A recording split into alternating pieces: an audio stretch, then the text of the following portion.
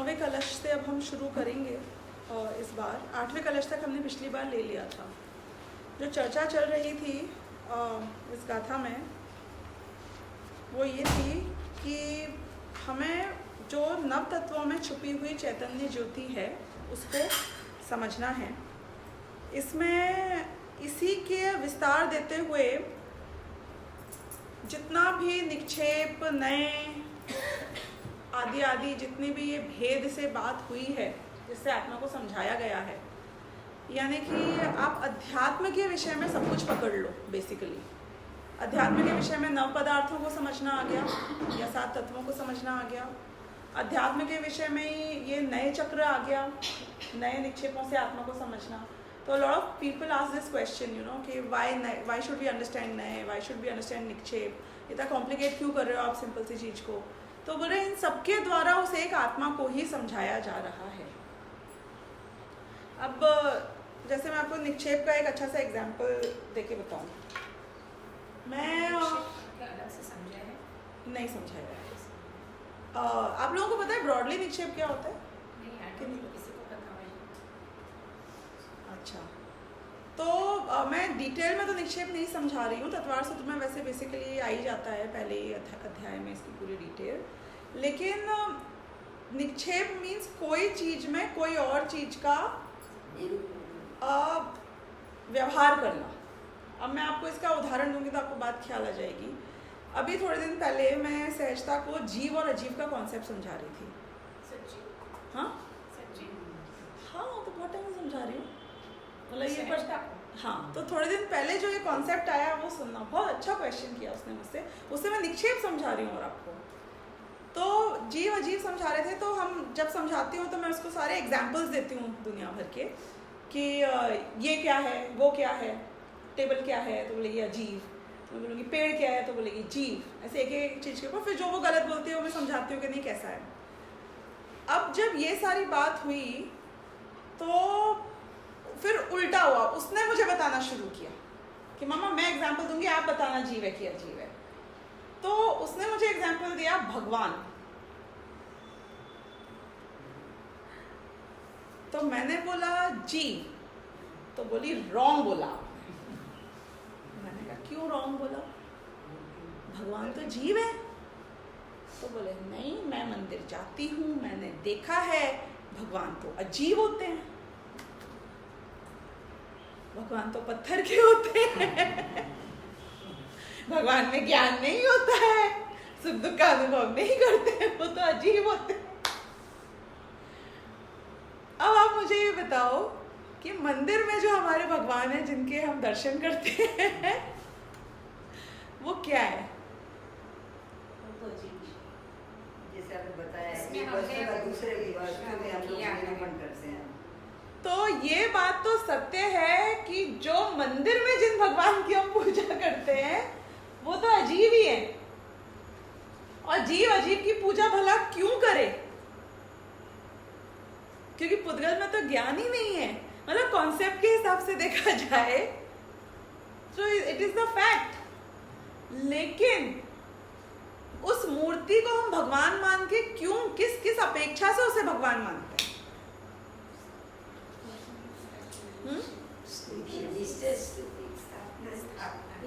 स्थापना, राइट। तो पंच कल्याणकों के द्वारा हमने उस मूर्ति में, उस पत्थर में भगवान की स्थापना करी है। अगर आप मूर्ति मोहल्ले में चले जाओगे ना, जयपुर के पास में जहाँ पे ये मूर्तियाँ बनती हैं, वहाँ पे literally people keep their legs also on the murti. वो सब करना ही पड़ता है, उनको ऑप्शन नहीं है। लेकिन आज तक हम में से किसी ने भी उनके ऊपर कोई आक्षेप क्यों नहीं किया? क्योंकि वो पत्थर की मूर्ति पत्थर की मूर्ति है। जब उसकी प्रतिष्ठा हो जाती है तो उसके बाद में हम धुले हुए वस्त्रों के अलावा मंदिर में नहीं जाते। चप्पल तो बहुत दूर की बात है। मतलब मैं बता रही हूँ कितना डिफरेंस हो जाता है उसी पत्थर की मूर्ति में। वो डिफरेंस किससे क्रिएट किया हमने? कि वो डिफरेंस निक्षेप था। क्यों? क्योंकि वो भगवान जो वहां पे विराजित हो चुके हैं, समझो सिद्ध अवस्था में, या वो भगवान जो आज विदेह क्षेत्र में विराजित है अरहंत अवस्था में, उनको डायरेक्टली तो मैं किस तरीके से याद करूं? मुझे कोई बहाना चाहिए। तो वो बहाना मैंने इस पत्थर की मूर्ति में स्थापित करके क्रिएट कर लिया, इसको बोलते हैं निक्षेप। तो ऐसे ही ये जो सब निक्षेप हैं, और ठीक है इसकी डिटेल में अगर जाना चाहें तो बहुत और भी उदाहरण आते हैं कि जैसे किसी की फोटो को अगर मैं आपको दिखाऊं और उसको पाँव के नीचे रख के कोई कुचल देता है या उसको दिखा के यूं फाड़ देता है, तो उसकी बेइज्जती हुई कि नहीं हुई? कि कागज था, कागज को फाड़ दिया या कागज को कुचल गया, कि डिपेंड करता है कि निक्षेप किया कि निक्षेप नहीं किया। निक्षेप नहीं किया तो वो कागज है, और निक्षेप किया तो फिर वो व्यक्ति हो जाता है, वो कागज नहीं रह जाता है। But you know they make these effigies, politicians kind of effigies or any other thing, and then they burn it in public. They try to make the whole thing Right. के जला दिया। राइट। तो वो क्या वो एक मूर्ति समझ के नहीं जलाया जा रहा है, वो हाँ मतलब वही उसमें निक्षेप किया गया है। जो रावण का पुतला जला रहे हो निक्षेप कर रहे हो तुम, और आपको पता है निक्षेप के अकॉर्डिंग पाप और पुण्य पूरा लगता है, निक्षेप किया तो पूरा लगता है। मतलब आपने यदि किसी के बुत को बनाकर उसको जलाया या उस पे तीर लगाया तो उस आदमी की हिंसा करने का पाप पूरा लग गया आपको, पूरा मीन्स फुल पाप, नो पार्शियल। वो भाव निक्षेप में आएगा कि इवन द्रव्य निक्षेप में आएगा? नहीं, अभी मैं आपको निक्षेप की डिटेल में नहीं ले जा रही हूँ, it's a separate subject and will confuse everybody, but what I am just trying to tell you is कि जब तुम उसको देखकर उसमें कुछ घुसा रहे हो, तीर घुसा रहे हो या जला रहे हो, तो तुम एक कागज जलाने का भाव नहीं कर रहे हो, या एक मूर्ति जलाने का, या एक बोर्ड जलाने का, एक पुतला जलाने का भाव नहीं कर रहे हो, तुम उस व्यक्ति को जलाने का भाव कर रहे हो। इसका एक उदाहरण भी आता है आटे का मुर्गा, यदि आपने एक स्टोरी बुक आती है जैनियों की, वो पढ़ी हो तो, कि आटे का मुर्गा बना के उसको काटा, कि मुर्गे को काटने का पाप तो नहीं लगा ना, कि नहीं पूरा पाप लगा तुझे, मुर्गा नहीं कटा, आटे का ही था और आटे ही टूटा कटा जो भी, लेकिन पाप पूरा है। निक्षेप में पाप पूरा है। मैं इसलिए बता रही हूँ कि मंदिर गए तो पत्थर की मूर्ति है कि पाप पूरा है, भगवान को मान के होएगा जो भी होएगा हर चीज में। तो निक्षेप भी सत्य है अपनी अपेक्षा से, नए भी सत्य हैं अपनी अपेक्षा से। तो अब पॉइंट हम यहाँ ये बता रहे हैं कि ये सब तुमने नए से क्यों समझाया, निक्षेप से क्यों समझाया, उनकी डिटेल समझाना यहाँ पे मेरा उद्देश्य नहीं था। यहाँ क्या समझाना उद्देश्य था इस कलश में, कि वो सब चीजें भी जो भेद कर करके समझाई गई हैं, उन सब में भी एक क्या समझाया जा रहा है, शुद्धात्मा। ये बात मैंने यहाँ पे, तो सर्व प्रकार के भेदों से पार, सामान्य अभेद अखंड नित्य एक चिन्मात्र भगवान आत्मा को विषय बनाने वाले, नौवां कलश वही पढ़ना था ना, आठवां तो हो गया था ना, स्टार्टिंग से जा रहे हैं पेज नंबर कौन सा है? 158 है। मैं सिर्फ कलश का मीनिंग कर रही हूँ, दैट्स इट। हाँ 158। तो सर्व प्रकार के भेदों से पार, सामान्य अभेद अखंड नित्य एक चिन्मात्र भगवान आत्मा को विषय बनाने वाले परम शुद्ध निश्चय नय के विषयभूत शुद्धात्मा का अनुभव होने पर नयों की लक्ष्मी उदय को प्राप्त नहीं होती, प्रमाण अस्त हो जाता है, और निक्षेपों का समूह कहाँ चला जाता है ये हम नहीं जानते। यानी कि पहले तो इन सब चीजों से उस भगवान आत्मा को समझने की कोशिश करो, और जब भगवान आत्मा को समझ लिया तो ये सब कहाँ चले जाते हैं ये हमें नहीं, ये सब विलय को प्राप्त हो जाते हैं, गायब हो जाते हैं, दे डिसअपियर। क्योंकि इनमें अटके रहोगे तो भगवान आत्मा को नहीं जान पाओगे। तो ये बहुत थैंकलेस जॉब नहीं हुआ क्या? ये तो गलत बात है ना, जो तुम्हें मदद करे, जो तुमको वहां तक पहुंचाए, उसको तुम भूल गए, उसको तुमने मतलब he is no longer there.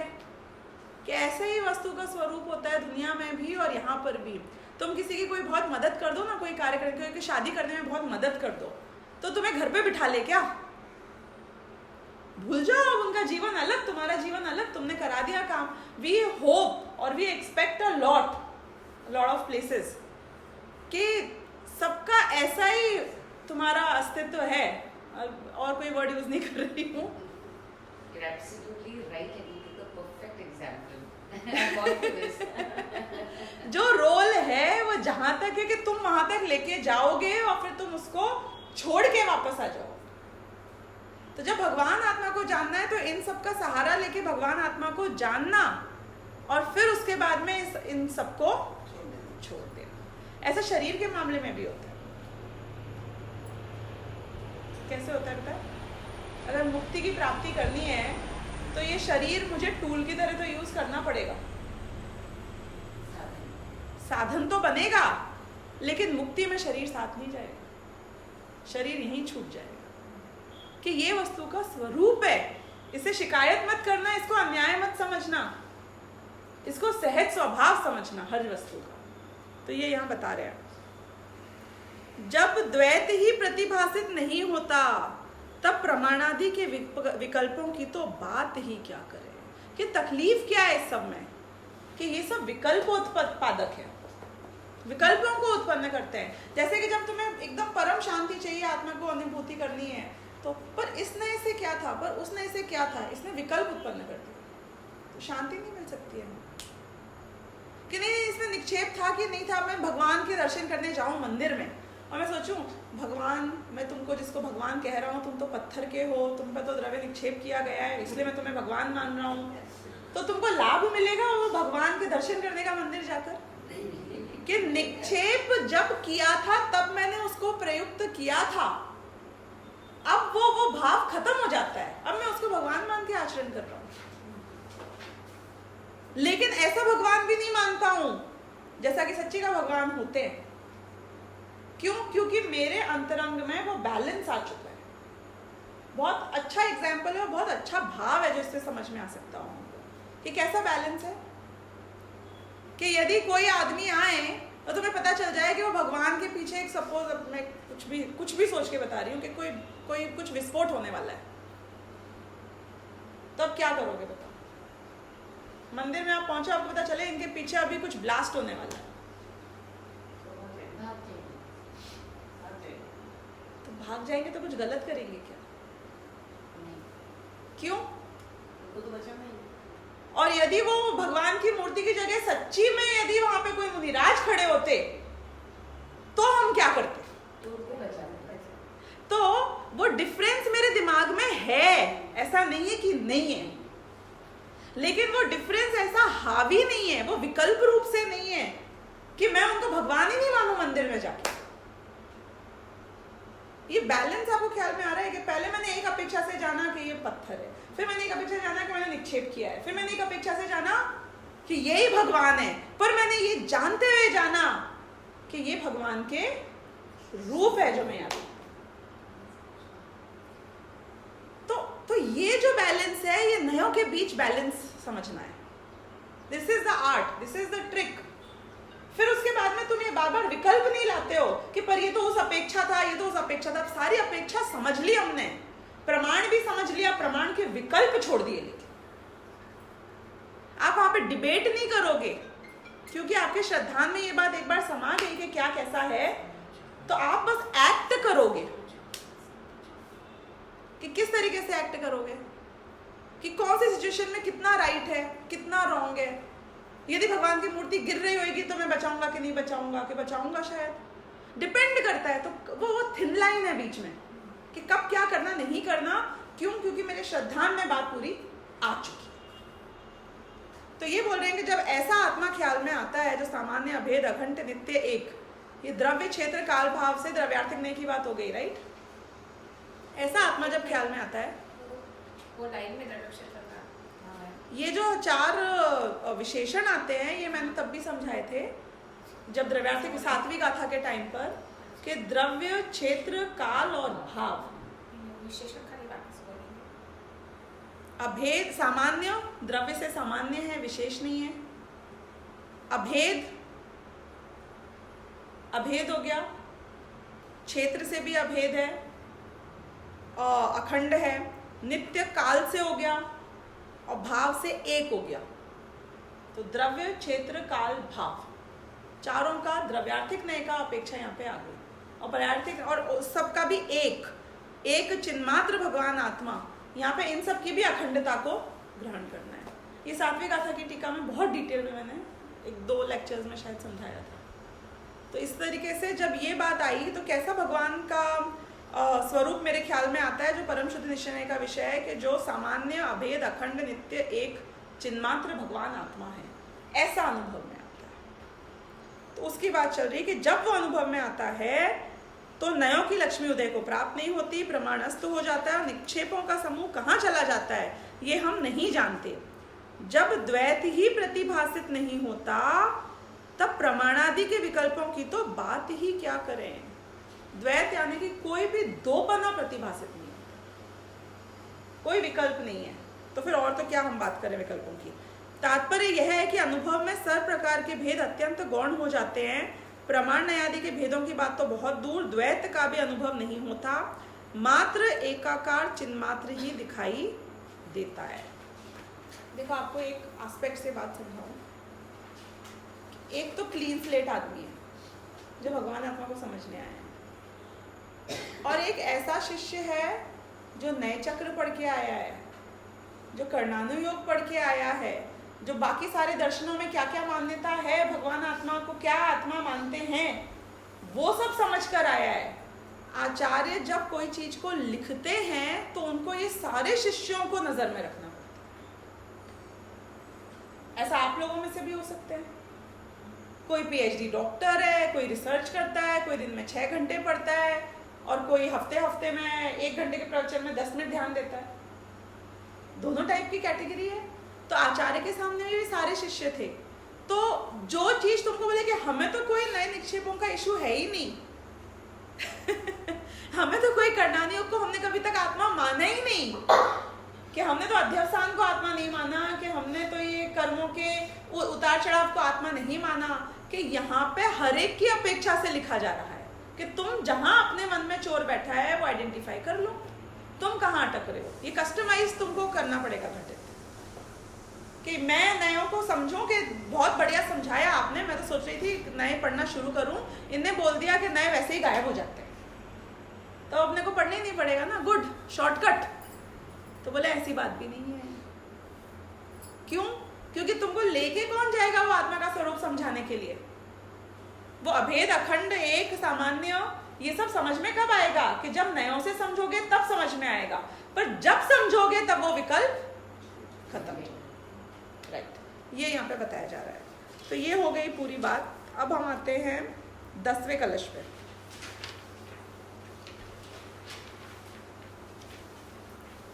पर भावों से भिन्न, अब ये मतलब he is ending that with a good bhavna, कि अब कैसा आत्मा आपको प्राप्त हो, कैसा उदय हो शुद्धने का, कि पर भावों से भिन्न आदि अंत से रहित। देखना, भेद विज्ञान हुआ पर भावों से भिन्न, यानी कि मोहराग द्वेष आदि से भिन्न हो गया। आदि अंत से रहित यानी कि नित्य आ गया यहाँ पर। परिपूर्ण यानी अपने आप में कंप्लीट, संकल्प विकल्पों के जाल से रहित, एक आत्म स्वभाव को प्रकाशित करता हुआ शुद्धनय उदय को प्राप्त होता है। जब ये इनको पढ़ो ना, खास तौर पे कोई भी कलश को जब भी आप पढ़ो, तो ये समझाने में तो बहुत लिमिटेड वर्ड्स में आता है, पर ऐसा फील करना कि भगवान आत्मा ऐसा अनुभव में आता है। कैसा अनुभव में आता है? कि पर भावों से भिन्न। अभी एक 5 मिनट विचार करो उसके ऊपर। पर भावों से भिन्न ऐसा होना, ये ख्याल में आया अंदर से। फिर कैसा? कि आदि अंत से रहित, इन सब से तो भिन्न हूँ, पर मेरा कोई बिगनिंग नहीं था, कोई एंड नहीं है, यानी कि मैं ऐसा नित्य एक पदार्थ हूँ, ऐसी फीलिंग अंदर से आनी चाहिए। फिर क्या आएगा? परिपूर्ण। Am I dependent on anybody else for anything? मैं अपने आप में कंप्लीट हूँ, नित्य हूँ, कंप्लीट हूँ और सबसे भिन्न हूँ। कितना लॉजिकली, कितना इंडिपेंडेंस, कितनी शांति, कितना लाइट फील होता है। कि मैं अभी तक सोच रही थी कि अरे तू मुझे छोड़ के मत जाना, तेरे बिना कैसे जीऊंगा, इसके बिना कैसे रहेगा, काम कैसे होगा। अब अचानक क्या आया? Don't need anyone. I don't need anyone. For how long? Ever? कि मैं खत्म नहीं हो जाऊं, कि मुझे कुछ नहीं हो जाए, मैं मर नहीं जाऊं, मैं पैदा नहीं हो जाऊं, मेरे को ये नहीं हो जाए, मुझे वो नहीं हो जाए, ये सारी मुझे कोई हर्ट नहीं कर दे। कह रहे तो अनादि अनंत है कि कोई मुझे कुछ कर देगा, अभी मेरे सिर पे ही छत गिर गई तो, कि मैं तो पर भावों से भी भिन्न हूं, जो राग उत्पन्न होगा उससे भी जुदा हूं। ऐसा अनादि अनंत। अब देखो कितना लाइट हो जाता है आदमी।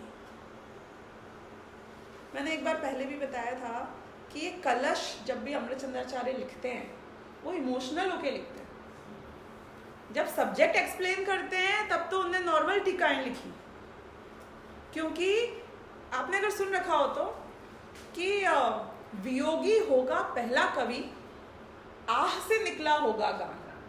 सुना है आपने कभी लाइन? आपने खाली सुनी हुई है। कवि कैसे बनता है पता है? कविता अंदर से निकलती है। कविता बहुत आप दिमाग लगा के सोच समझ के जब लिखना चाहो तो आप प्रोज लिखते हो, लेकिन जब आप भावों में बह जाते हो तो कविता निकलती है। तो वियोगी होगा पहला कवि, कि जब एक प्रेमी अपने प्रेमी से जुदा हो जाता है, वियोगी बोलते हैं उसे। तो बोल रहे हैं कि पहला कवि कौन था दुनिया में, सबसे पहला कौन कवि बना था? कि बोले वियोगी होगा पहला कवि।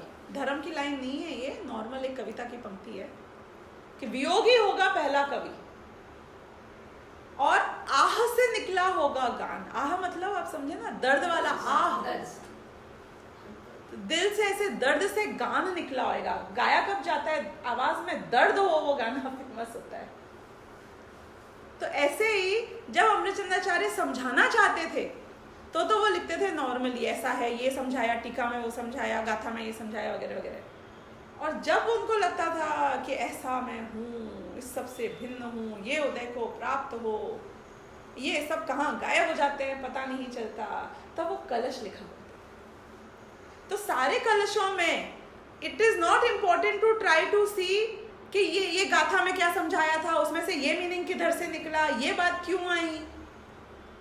उसमें से ये देखना चाहिए कि कनेक्टेड तो है, लेकिन वो अनुभव, उसके बाद में आप समझो कि वो शुद्ध, वो लिखा था ना उन्होंने अपने स्टार्टिंग में ही कि मैं ये क्यों टीका लिख रहा हूँ, कि अपने खुद की स्वांतः सुखाए लिख रहा हूँ मैं, कि मेरी पर परिणति हेतु मोह नामनो अनुभवात वाला कलश नहीं आया था कि मेरी परिणति वापस आत्मा में चली जाए, इसलिए मैं ये लिख रहा हूँ आत्मख्याति टीका। तो ये वापस आत्मा में जाने वाली बातें आ जाती है कि शुद्ध ने सबको उदय में प्राप्त। आगे आएगा निमज्जतु, सभी इसमें डूब जाएं संसार में, जीव अपने ही आत्मा में ही डुबकियां लगाएं, मतलब उस टाइप का टोन आ जाएगा हमेशा यहाँ पे। तो कनेक्टेड तो है, लेकिन it is more on the emotional side. तो हमेशा कलशों को फील करने की कोशिश करना, मेरा ये कहना है। कलशों को पढ़ के अर्थ मत समझना, खाली उसको ऐसे पढ़कर उसके लाइन को मन में विचार करके वैसे अनुभव करने की कोशिश करना, बहुत मजा आएगा। आई am just giving you perspective here. अब हम आते हैं 14वीं गाथा पर,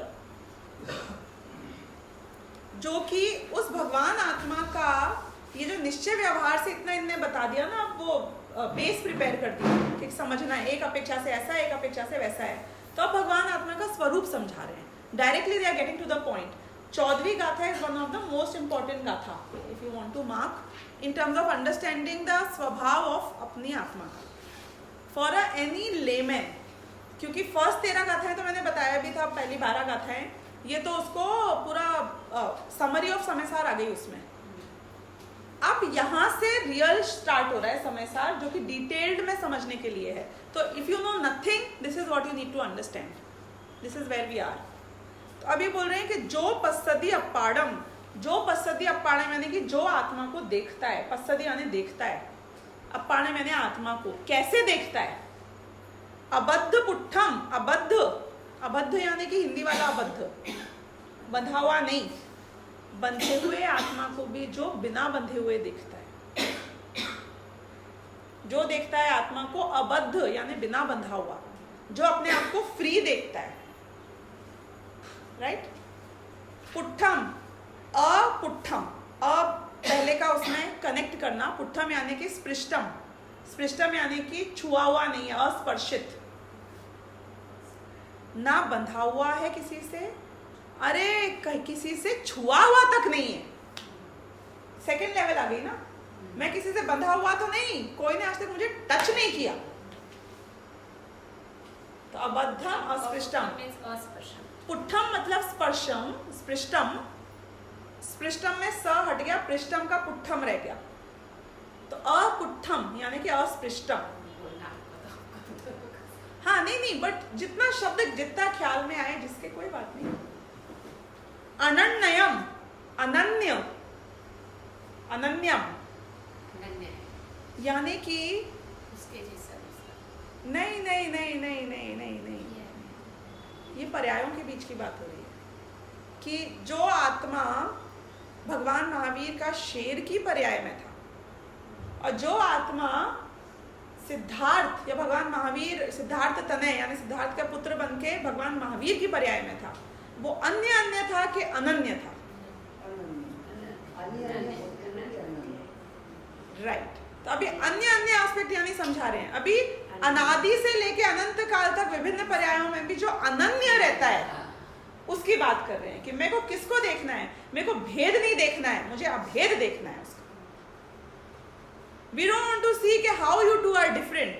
Tell me how you both are same. वो एस्पेक्ट कि पर हम डिफरेंट हैं ना, पर हम दूसरों से बंधे हैं ना, पर हमें दूसरे कर्मों ने स्पर्श किया है ना, कि जो आत्मा को ऐसे देखता है, कैसे कि अबद्ध है, अस्पृष्ट है, अनन्य है, ऐसा एस्पेक्ट देखता है आत्मा का। नियतम यानी नियत है, नियत। इसको एक एक विशेषण को एक एक उदाहरण के द्वारा एक एक पैराग्राफ में टीका में समझाया जाएगा बहुत डिटेल में, तो इसलिए don't get apprehensive about it, we will get to know. नियत यानी कि, अनियत यानी कि जो पूरे टाइम बदलता रहे। नियत यानी कि जो सेम हमेशा रहे।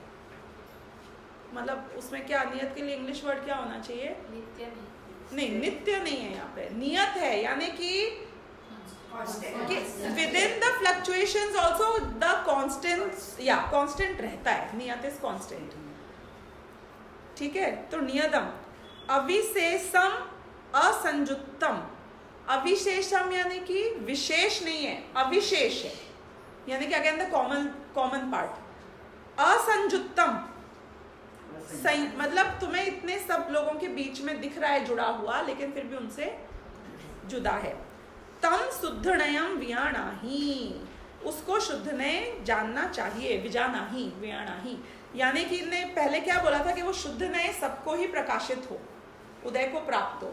तो वो शुद्ध नय कैसा होता है, उससे भगवान आत्मा कैसे जाना जाता है कि जो भगवान आत्मा को देखता है ऐसा ऐसा, अनन्य, अबद्ध, अस्पृष्ट, नियत, अविशेष, असंयुक्त, वो अपने आत्मा को शुद्ध नय से जान रहा है, ऐसा जानना चाहिए।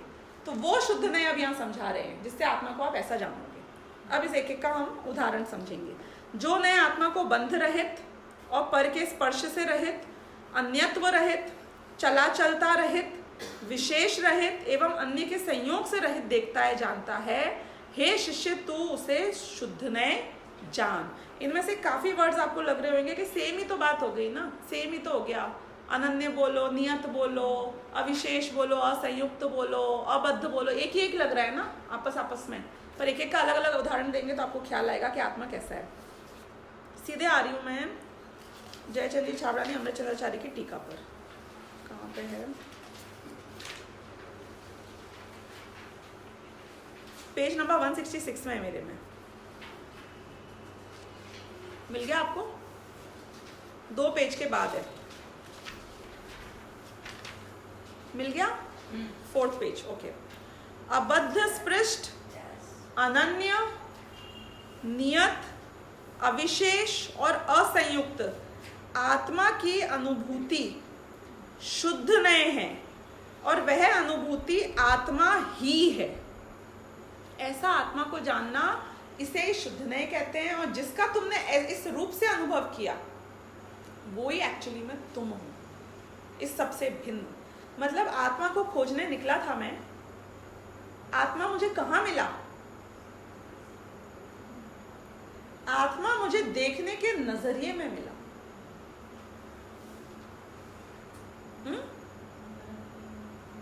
Are you with me on this? Yeah. आत्मा को खोजने निकला तो मुझे आत्मा कहाँ मिला? कि जो पश्यति अपाणम शुद्धनयम, जो आत्मा को शुद्धनय से ऐसा देखता है, वो beauty lies in the eyes of the beholder. बोलते हैं ना कि अच्छा बताओ इस दुनिया में सबसे ज्यादा अट्रैक्टिव कौन है? For everyone is different. कि it lies in the Eyes. it depends on you whom you get attracted to। ऐसा एक स्टडी मैंने न्यूज़पेपर में पढ़ी थी कि I know it's a very basic instinct kind thing, but they said कि men to women and women to men, who will get attracted to whom, ये smell से उनको पता चल जाता है।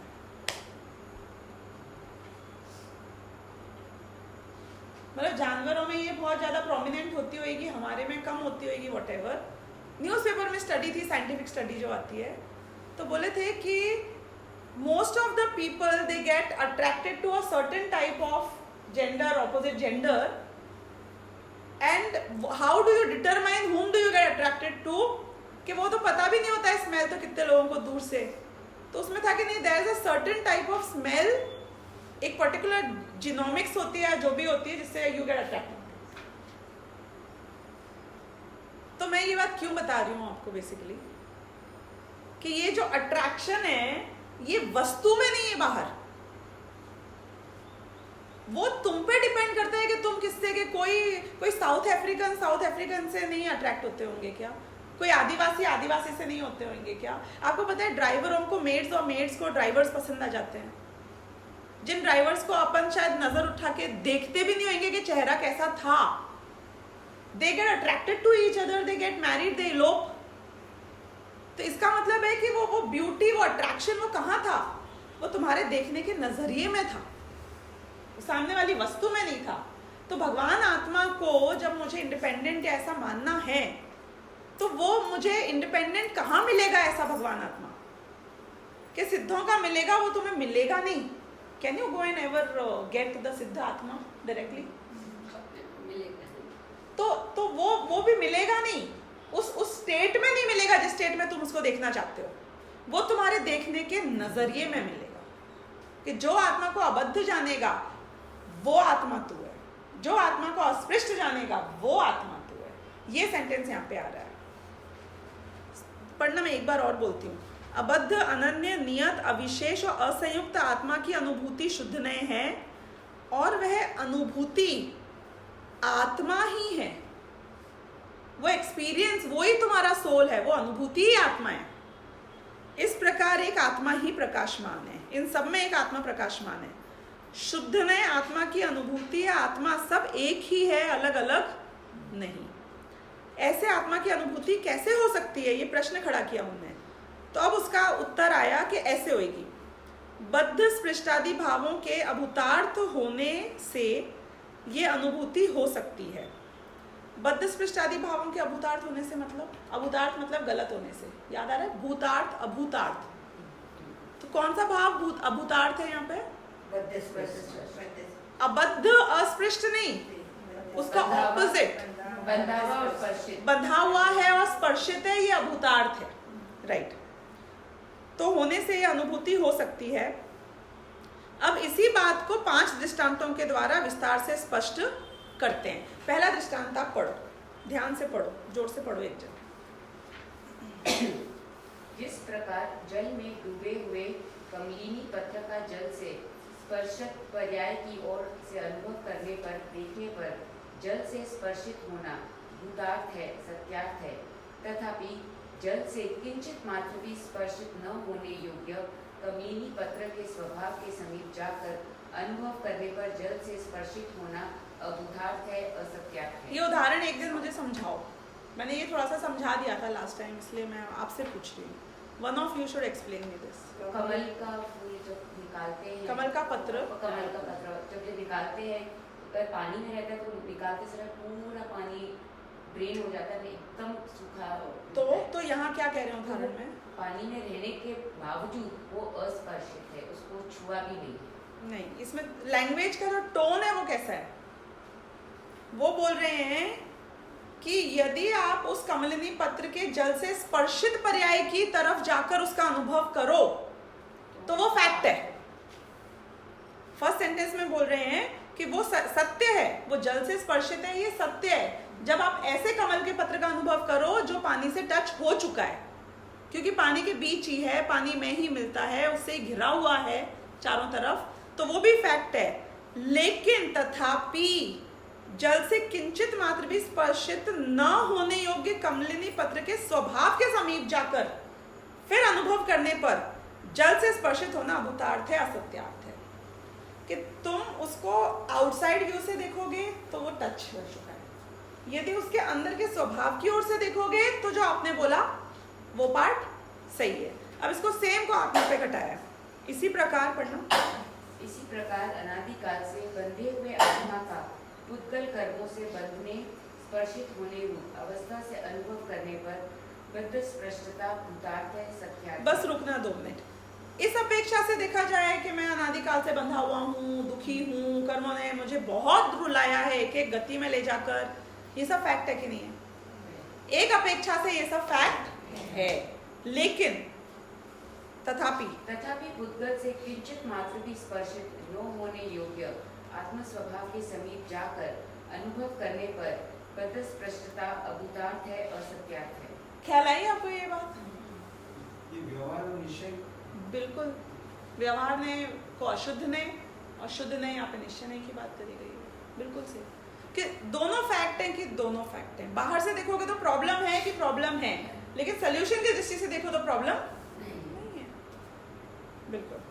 अब ये दूसरा वाला एग्जांपल देंगे, जैसे कुंडा। समझ में आ गया है ना? ऊपर वाले को मुझे और इलैबोरेट नहीं करना है, राइट? जैसे कुंडा, घड़ा, खप्पर आदि पर्यायों से मिट्टी का अनुभव करने पर अन्यत्व वे अन्य हैं, जुदे जुदे हैं, यह भूतार्थ है, सत्यार्थ है। एक सेकंड रुकना। कुंडा, घड़ा, खप्पर, अलग अलग घड़े का जो अलग अलग एस्पेक्ट, मतलब कभी उसका टुकड़ा ले लो, कभी वो जो अभी कच्चा बन रहा है ले लो, अलग अलग, राइट? तो वो सबको पर्यायों से मिट्टी का अनुभव करने पर, इन सब पर्यायों से मिट्टी का अनुभव करने पर वो सब अन्य अन्य हैं, भूतार्थ है। आप खरीदने जाते हो तो आप घड़ा खरीदते हो कि खप्पर खरीदते हो? किचन में रखने के लिए जब आप खरीदने जाओगे तो कुछ भी चलेगा, वो इतना सा टुकड़ा दे देगा आपको मट्टी का, घड़े का, तो वो चल जाएगा? नहीं चलेगा। कच्चा चलेगा, बिना पका हुआ चलेगा, कुछ नहीं चलेगा। क्यों? क्योंकि ये अन्य है, वो अन्य है, हर एक की रेट अन्य है, राइट? वो रद्दी के भाव बिकेगा और ये वैल्यू में बिकेगा, तो अन्य है कि उस अपेक्षा से अन्य है। यानी कि मैं सारे भगवान आत्मा है, तो मैं निगोदिया जीव की भी पूजा कर सकती हूँ, पेड़ की भी पूजा कर लो, कि नहीं अन्य है। मैं सिर्फ वीतरागता को नमस्कार करता हूँ कि सब अन्य अन्य है। कि मैं अगर मेरे दादाजी आएंगे तो पाँव छूऊंगी और बच्चा आएगा तो उसके सिर के ऊपर हाथ रखूंगी, कि दोनों भगवान आत्मा अनादिकाल से हैं, कोई बड़ा नहीं कोई छोटा नहीं, कि नहीं अन्य अन्य है, पर्याय अपेक्षा अन्य अन्य है। तो ये फैक्ट है। आगे। तथापि सर्वतः अस्खलित सर्व पर्याय भेदों से किंचित मात्र भी भेद रूप न होने वाला एक मिट्टी के स्वभाव के समीप जाकर अनुभव करने पर अन्यत्व अभूतार्थ है, असत्यार्थ है। ये ख्याल में आ गया? किसको नहीं आया ख्याल में? नहीं आया ख्याल में? ये है कि अगर आप मिट्टी की अपेक्षा देखो तो जो खप्पर में मिट्टी थी, जो घड़े में मिट्टी थी, वो सेम है कि नहीं? तो मिट्टी की अपेक्षा अनन्य है। They all belong to the same family. It's like if you take gold raw form की चूड़ी बनाओगी, वो है तो सब सोना है। सोना, राइट। अब इसी प्रकार, हाँ, इसी प्रकार नर नरकादि पर्यायों से आत्मा का अनुभव करने पर अन्यत्व भूतार्थ है, सत्यार्थ है। ये ख्याल में आ गया? नर नारकादि पर्याय यानी कि मनुष्य गति है, नरक गति है, ये अलग अलग पर्यायों की अपेक्षा मनुष्यों को देखने पर या जीवों को देखने पर ये सब अन्य अन्य है, ये फैक्ट है, भूतार्थ है। तथापि सर्वतः अस्खलित सर्व पर्याय भेदों से किंचित मात्र भेद रूप न होने वाला एक चैतन्यकार आत्म स्वभाव के समीप जाकर अनुभव करने पर अन्यत्व अभूतार्थ है, असत्यार्थ है। ख्याल में आई ये बात? अब ये दोनों विशेषणों में जो समझाया गया है, ऐसा आपने कभी फील किया खुद को? मैं बहुत कर्मों से बंधा हुआ हूँ, शरीर से बंधा हुआ हूँ, मेरे आत्मा के प्रदेश नहीं निकल सकते हैं, अनादिकाल से पुद्गलों ने मुझे घेर रखा है, तो क्या मैं बंधा हुआ हूँ? पुद्गलों ने मुझे स्पर्श कर लिया है कि मैं अभी इसमें भी इंडिपेंडेंट हूँ? ऐसा फील किया? नहीं। किससे नहीं बंधा हुआ हूँ? मैं अपने संयोगों से नहीं बंधा हूँ, मैं अपने राग द्वेष से नहीं बंधा हूँ, मैं आप क्या करते हो कि नहीं करते हो इससे मैं कोई चीज से नहीं बंधा हूँ, कि मैं कोई कर्म मुझे कहाँ ले जाएगा, किससे सब्जेक्ट टू कर देगा, कि मुझे इससे कोई फर्क नहीं पड़ता, क्योंकि मैं इस सब से नहीं बंधा हुआ हूँ। इस सब के बीच में मेरी एंटिटी एकदम इंडिपेंडेंट है। कि कोई बोले वापस कि बंधा तो है बेवकूफ, तेरी आयु कर्म खत्म हो जाएगी, शरीर छोड़ना पड़ेगा, ये सारा ज्ञान तेरा वापस बदल जाएगा, कि कोई बात नहीं, मैं नहीं बंधा, क्योंकि वो भी सत्य है जो तू बोल रहा है, लेकिन अभी मैं उस अपेक्षा से अपने आप को नहीं देख रहा हूं, मैं अभी इसमें अबद्ध और स्पर्शित अपने आत्मा को देख रहा हूं। तो बोलेंगे कि जो नरक में था निगोद में था, अब अपने आप में सोचना, अपने आप पे सोचना कि मैं यहाँ था, मैं वहां हूं, मैं कहाँ जाऊंगा, कहाँ जाना है अगले भव में, कि क्या फर्क पड़ता है? क्यों? क्योंकि मैं तो वही रहूंगा ना यहाँ से वहां तक। Doesn't make a difference. मैं अनन्य हूँ। वो वीडियो गेम खेलते हैं ना, उसमें एक एक लाइफ आती है, अलग अलग सीन आता है, अलग अलग वो आता है, ये पार कर लिया तो दूसरा नया आ जाएगा, उस सब में रहने वाले तुम ही होते हो, हाउएवर वर्स इट इज, पर मैं अनन्य हूँ, मैं अनन्य हूँ।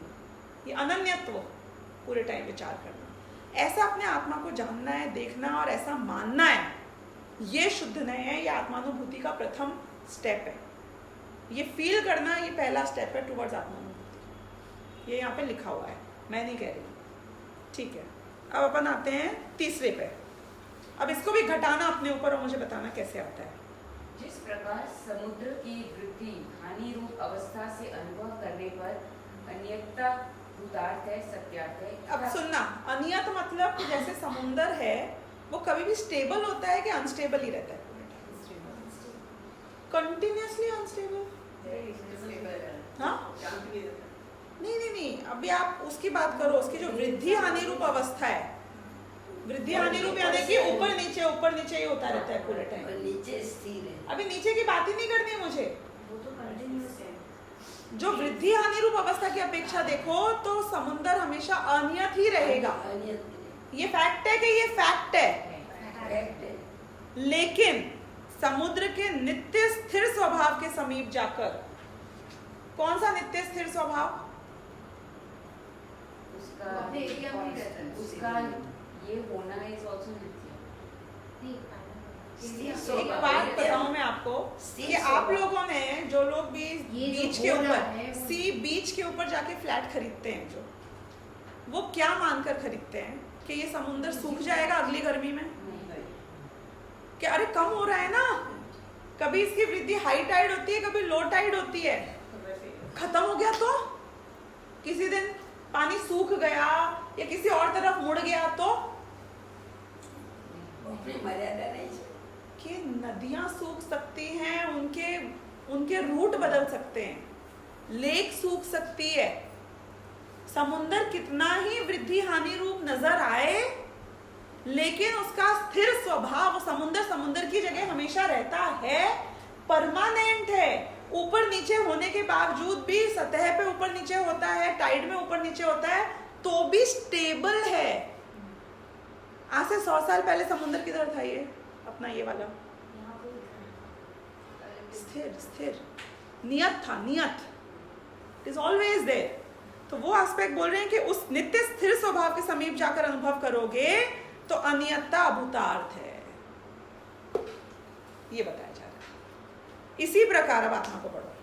इसी प्रकार आत्मा की वृद्धि हानि रूप पर्याय भेदों से अनुभव करने पर अनित्यता भूतार्थ है। कभी इसको अवधि ज्ञान प्राप्त हो गया, कभी इसका निगोदिया के बराबर एक ज्ञान रह गया, बहुत अनियतता है इसके पर्याय में, लेकिन फिर भी मैं नित्य हूँ, नियत हूँ, मेरा ज्ञान स्वभाव नहीं बदला। अन्यत्व में हमको नित्यत्व देखना है। इन सबको मिलाकर एक करना पड़ेगा अभी लास्ट में, वो भी इसमें ही आएगा। ये अभी भी भेद करके समझा रहे हैं ये सारे विशेषण। उसमें हमको अन्यत्व में हमको नित्यत्व देखना है, अन्यत्व में अनन्यत्व देखना है, अनियतता में नियतता देखना है।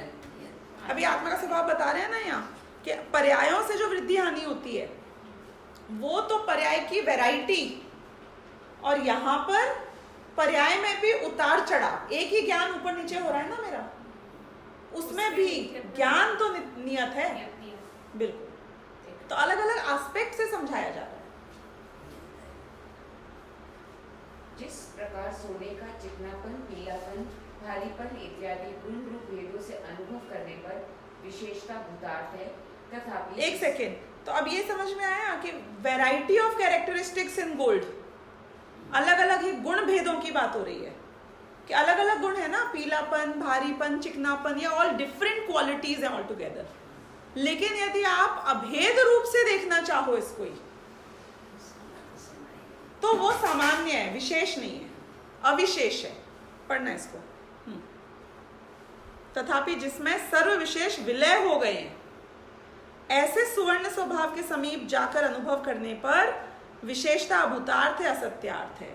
ये पूरा द्रव्यार्थिक न्याय का विषय आ रहा है इसमें, एक एक एस्पेक्ट। इसी प्रकार आत्मा का ज्ञान, दर्शन आदि गुण रूप भेदों से अनुभव करने पर विशेषता भूतार्थ है, सत्यार्थ है कि ये गुण भेद हैं कि हैं, लेकिन जिसमें सर्व विशेष विलय हो गए हैं, ऐसे आत्म स्वभाव के समीप जाकर अनुभव करने पर विशेषता भूतार्थ है, असत्यार्थ है। अब नेक्स्ट पढ़ना। जिस प्रकार अग्नि जिसका निमित्त है, ऐसी उष्णता के साथ संयुक्ता रूप तप्तता रूप, संयुक्तता रूप, तप्तता रूप अवस्था से जल का अनुभव करने पर जल की उष्णता संयुक्ता भूतार्थ है, सत्यार्थ है। तथापि एकांत शीतलता रूप जल स्वभाव के समीप जाकर अनुभव करने पर उष्णता के साथ जल की संयुक्ता अभूतार्थ है, असत्यार्थ है। यानी कि जो गर्म पानी है वो गर्म कैसे हुआ कि अग्नि के संयोग के कारण हुआ। तो अग्नि का संयोग जो पानी के साथ है वो भूतार्थ है कि अभूतार्थ है? वो जो उष्णता, वो जो गर्मी है पानी में जो कि अग्नि के निमित्त से हुई है, वो उष्णता, वो गर्मी, वो फैक्ट है कि नहीं है? 100% फैक्ट है। तुम्हें बहुत गर्मी लग रही हो और तुम और गर्म पानी को अपने ऊपर डाल लो तो जलोगे, कि पानी का तो स्वभाव शीतलता था, तो फिर मैं कैसे जल गया? कि वो अग्नि की संयुक्तता भूतार्थ है। तो ऐसे ही आत्मा के केस में भी घटित करेंगे इसको कि कर्म का जो ये तुम्हारे उदय चल रहा है, उसके वजह से जो राग द्वेष मोह हो रहे हैं, ये संयुक्ता फैक्ट है कि नहीं है? कि जीव रागी द्वेषी है, ये फैक्ट है कि नहीं है? कि फैक्ट है। तुम रागी के पास जाओगे तो तुमको क्या मिलेगा? वितरागता तो नहीं मिलेगी ना, रागी मिलेगा। कि ये भी तो भगवान आत्मा है कि होगा, तुझे क्या अनुभव में मिलेगा? तुझे तो रागी अनुभव में मिलेगा। क्यों? क्योंकि तूने उस तरफ से देखा है। लेकिन अब तू स्वभाव की तरफ से जाके देखेगा तो वो पानी ने अपनी शीतलता कभी छोड़ी नहीं थी। पढ़ना इसको। बिल्कुल बिल्कुल, सब में द्रव्यार्थिक ने प्रार्थिक नहीं घटित होगा 100%।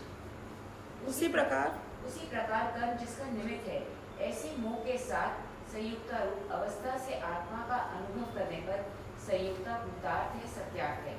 तथापि जो स्वयं एकांत बोध रूप है, ज्ञान रूप है, ऐसे जीव स्वभाव के समीप जाकर अनुभव करने पर संयुक्ता अभूतार्थ है, असत्यार्थ है। तो ये ख्याल में आई आपको बात? हर एक में ये कॉमन एलिमेंट है कि पर्याय से अनुभव करने पर एक अपेक्षा है और द्रव्य स्वभाव के समीप जाकर अनुभव करने पर दूसरी अपेक्षा है। पर्याय की अपेक्षा फैक्ट है, फैक्ट है पर्यायार्थिकने से। द्रव्य के समीप जाके अनुभव करने पर यह आत्मानुभूति का कार्य है कि उस पर्याय के रहते हुए भी तुमने द्रव्य स्वभाव के समीप गए और फिर अपने आत्मा का अनुभव किया, तो अबद्ध, अस्पृश्य, नियत, असंयुक्त, अविशेष ऐसे पदार्थ को जानना। ऐसे आत्मा को जानना, उसको ही अनुभव करना, ये ही सम्यक दर्शन।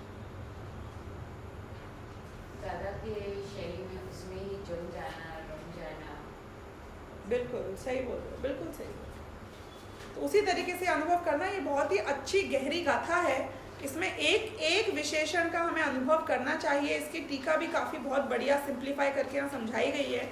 यदि आप ये पढ़ना चाहो तो आप डेफिनेटली पढ़ना इसको, क्योंकि उससे एक एक एग्जाम्पल की फुल डिटेल में खुलासा करके एक्सप्लेन किया है। और अगर कोई प्रश्न हो तो मैं अगली बार में उसको समझाऊंगी, और फिर इसके बाद में हम इसके आगे वाले उस पर जाएंगे। सहजानंदी शुद्ध स्वरूपी अविनाशी आत्मस्वरूप सहजा